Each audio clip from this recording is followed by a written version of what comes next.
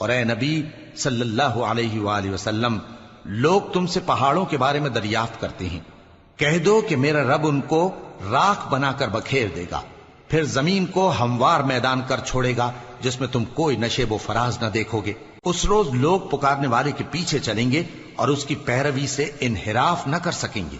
اور رحمان کے سامنے آوازیں پست ہو جائیں گی تو تم ایک ہلکی آواز کے سوا کوئی آواز نہ سنو گے۔ اس روز کسی کی سفارش کچھ فائدہ نہ دے گی